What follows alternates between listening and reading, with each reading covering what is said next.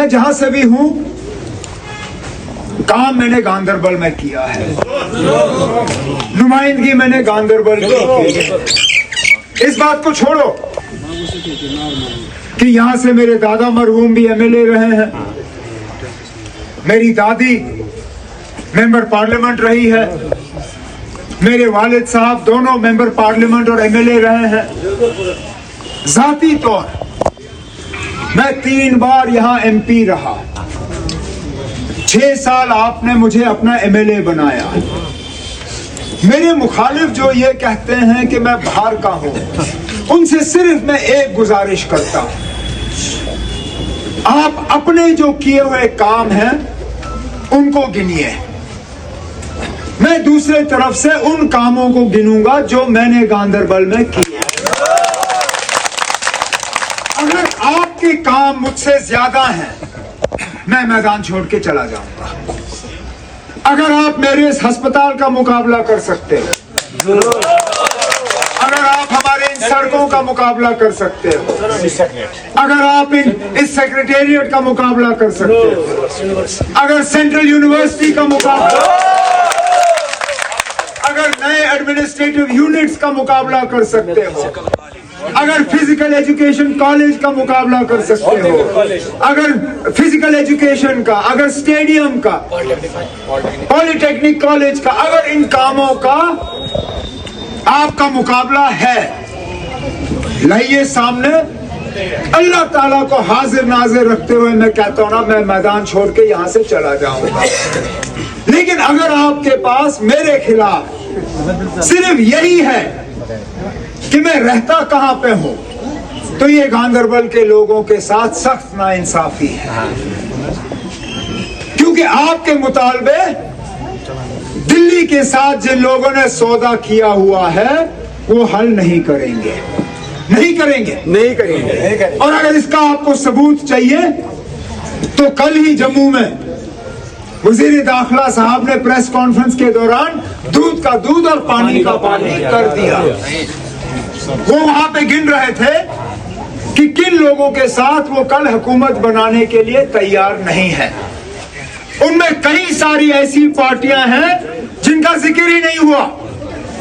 मतलब ये कि कल को अगर खुदा ना खास्ता उनको मौका मिला, वो इन लोगों के साथ हाथ मिलाएंगे, जिनमें मेरे खिलाफ जो यहाँ आजाद उम्मीदवार खड़े हैं वो भी शामिल हैं, जिनमें ये अपनी पार्टी, उनका भी जिक्र वजीर दाखिला साहब ने नहीं किया। अपने पीपल्स कॉन्फ्रेंस, उस पे भी वजीर दाखिला साहब खामोश। यहां तक कि जो मैं शायद सोच रहा था कि कम से कम और कोई नहीं तो इंजीनियर रशीद साहब की पार्टी का भी जिक्र वजीर दाखिला साहब करेंगे, उस पार्टी पे भी वजीर दाखिला साहब खामोश रहे। मतलब ये कि कल को अगर बीजेपी चाहे तो उनके साथ भी हाथ मिला के जो है हुकूमत बनाएंगे। उस बात पे फिर मेरे दिमाग में फिर वो कीड़ा जो है घुसना शुरू हुआ जिसका मैंने कल जिक्र किया था। खुदा ना मुझे आप समझाएं, ये जेल से लोग मेरे पीछे इलेक्शन लड़ने के लिए क्यों पड़ जाते हैं? आखिर कुछ तो है।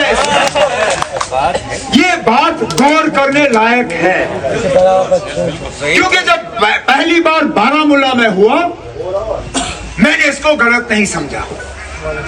मैंने सोचा ये आदमी वहीं का है, इसने वहां पार्लियामेंट इलेक्शन पहले भी लड़ा है, चलिए फिर लड़ने की तमन्ना रखता है, शायद उसी जज्बात में ये कागज भर रहा है। अब जब नतीजे निकले मैंने सोचा अल्लाह ताला को मेरी जीत मंजूर नहीं थी, किस्मत उसकी ठीक थी, मेरी किस्मत खराब थी, और मैंने इसके बारे में फिर गौर किया नहीं। लेकिन जब ये असेंबली के इलेक्शन आए, खबर आनी शुरू हुई कि जिस आदमी के कागज वहां जैनपुरा शुपैया में नामंजूर हुए वो यहां आएगा। फिर पता चला कि उसके कागज वहां नामंजूर क्यों हुए, कि उसको कहा गया ना आपको हमने यहां से इलेक्शन नहीं लड़वाना है, आपको हमने उमर अब्दुल्ला के खिलाफ मैदान में उतारना है। और फिर मैंने अपने साथियों से मशवरा किया। मैंने कहा ना, मैं खुद इस चीज को अब साबित करना चाहता हूं कि ये जो जेल से लोग मेरे खिलाफ इलेक्शन लड़ने के लिए आते हैं, ये एक सोची समझी साजिश है।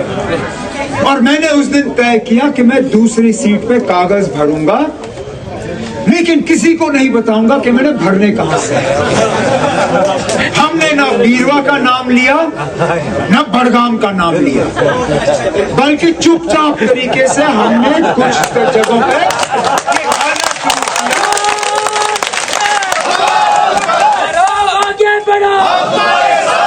कि शायद मैं अब बीरवा से कागज भरूंगा। अब मैं हैरान होता हूं, वो शख्स जिसका ना गांदरबल से कुछ लेना देना, जिसने शायद जिंदगी में शेर पथरी देखा भी नहीं, वो पहले तो आके गांदरबल में कागज भरता है। अब क्योंकि उनको लगता था कि मैं दूसरा सीट जो है बीरवा से लड़ूंगा, वो गया वहां बीरवा कागज भरने। उसको क्या पता था कि मैंने फौरन बड़गाम करना।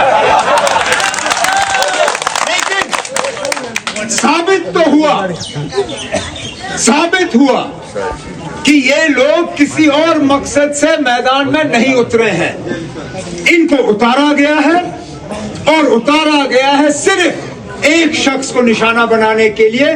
वो मैं, आपका जो नामजद उम्मीदवार नेशनल कॉन्फ्रेंस की तरफ से गांदरबल से इलेक्शन लड़ रहा है, सिर्फ और सिर्फ मरकज की साजिश के तहत मुझे हराने के लिए इन लोगों को मैदान में जो है इस्तेमाल किया जा रहा है। क्यों?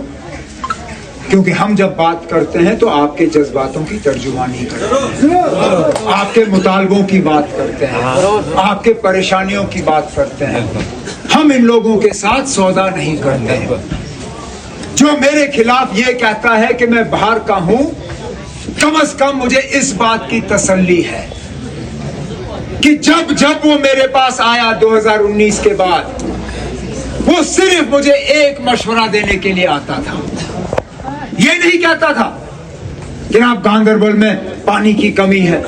मैंने हमेशा ये कहा है कि अगर गांदरबल के लोगों ने कभी मुझे फायदा किया, वो उन्होंने उस वक्त सबक सिखाया कि किस तरह मुझे इनके साथ पेश आना चाहिए, किस तरह मुझे इनसे बात करनी चाहिए, किस तरह मुझे इनको अपनाना चाहिए, और वो सबक मैं कभी भूला नहीं।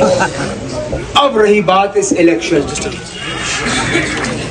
जो आपके मुतालबे हैं वो आजाद उम्मीदवार हल कर ही नहीं सकते। जो हमने वादे आपके साथ किए हैं आपके रोजमर्रा के मसलों को हल करने के लिए, वो ये आजाद उम्मीदवार हल कर ही नहीं सकते। जो बेरोजगारी का मामला है, जो आपके नए एडमिनिस्ट्रेटिव यूनिट का मामला है, जो आपने स्कूल और कॉलेज की बात की, यहाँ जो महंगाई है, बिजली के हवाले से आपने बात नहीं की, लेकिन बिजली का कितना दबाव आप पे है वो मैं जानता हूँ।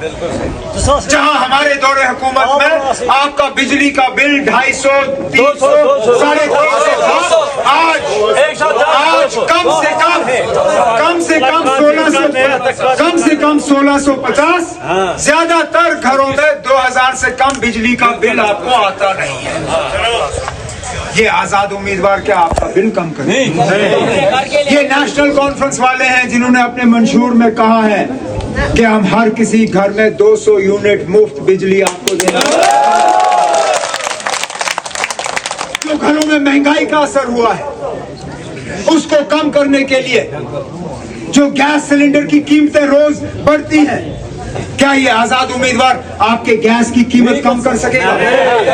ये हम लोग हैं जिन्होंने मंशूर में आपसे वादा किया है कि हम साल में आपको 12 गैस सिलेंडर मुफ्त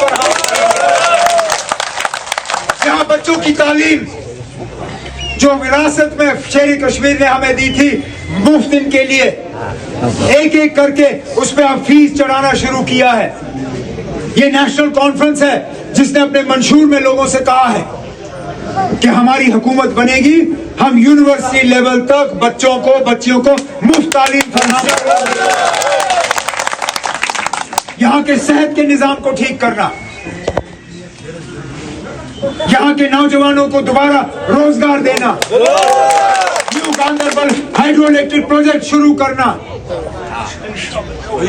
यहाँ पे जो डीजी भर्ती का सिलसिला होता था उसको दोबारा से शुरू। अब ये आजाद उम्मीदवार कर नहीं सकते, ये सिर्फ और सिर्फ वोट तकसीम करने के लिए मैदान में, हमारी आवाज को कमजोर करने के लिए।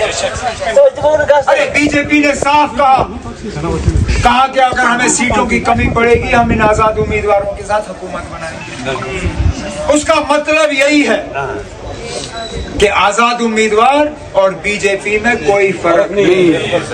और ये वो बीजेपी है जिसके बारे में शौकत साहब ने कहा, क्या भूल जाएं बाकी मुल्क में मुसलमानों का हाल, जिस तरह यूपी में मस्जिदों पे, दरसगाहों पे, हमारे मदरसों पे ताले लगाए जा रहे हैं,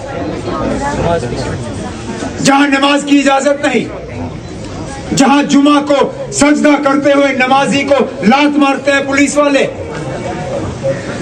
जहां कर्नाटका के स्कूल और कॉलेजों में हमारी बहनों को, बच्चियों को पहले कहा जाता है हिजाब उतारो फिर तालीम हासिल करो, जहां यूपी में इन बाकी जगहों में दुकानदारों को कहा जाता है कि दुकान के बाहर मालिक का नाम लिखो ताकि यहां से गुजरते हुए यात्री जो है गलती से किसी मुसलमान के दुकान से सामान ना खरीदे।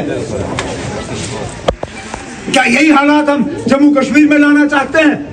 नहीं। लेकिन इन बीजेपी वालों का पक्का इरादा यही है,